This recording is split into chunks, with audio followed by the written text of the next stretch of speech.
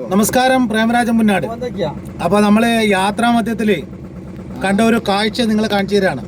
നമ്മുടെ നാട്ടിൽ ഇന്ദിരാ കട്ട് വന്നുകൊണ്ടിരിക്കുകയാണ്. വൈദ്യുതി പ്രതിസന്ധി, വീടുകളിലുള്ള വൈദ്യുതി ഉപയോഗം കുറക്കണമെന്നൊക്കെ പറയുമ്പോൾ ഇത് ഇന്നലെയും കണ്ടതാണ്, 1-2 ദിവസമായി കണ്ടുകൊണ്ടിരിക്കുന്നത്.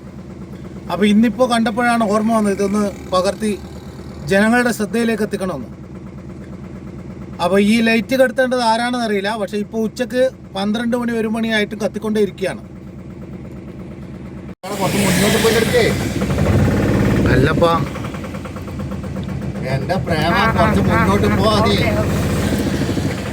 അപ്പോൾ സമയം ഇപ്പോൾ രാവിലെ 12 മണി. രാവിലെ അല്ല, ഉച്ചക്ക് 12 മണി. അതെ. അപ്പോൾ ഇത് നമ്മളെ പടിയൂർ ഗ്രാമപഞ്ചായത്തിലെ നിലാവ് പദ്ധതിയാണ്. വൈദ്യുതി ക്ഷാമം, വൈദ്യുതി പ്രതിസന്ധി. അപ്പോൾ ഇതാണ് വൈദ്യുതി ക്ഷാമം. പ്രിയദർശിനി അല്ല, ഇന്ദിരാ കട്ട്. പക്ഷേ ഒരൊറ്റ ബൾബ് ഈ സമയം വരെ ഓഫായില്ല. ഇതാ കത്തിക്കൊണ്ടേയിരിക്കുകയാണ്.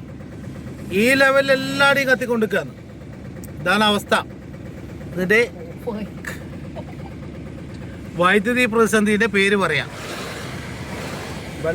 അപ്പോൾ ഇതാണ് ഇതേ സ്ഥലം പടിയൂരാണ്. പടിയൂര് ടൗണിലെത്തുന്നതിന് മുന്നേ നെടിയോടിച്ചാൽ എന്ന് പറയുന്ന സ്ഥലം മുതൽ പടിയൂർ ടൗൺ വരെ ലൈറ്റുകൾ നല്ല രാത്രിയിൽ പോലും ഇങ്ങനെ കത്തൂല, അതുപോലെ കത്തിക്കൊണ്ട് നിൽക്കലാണ്.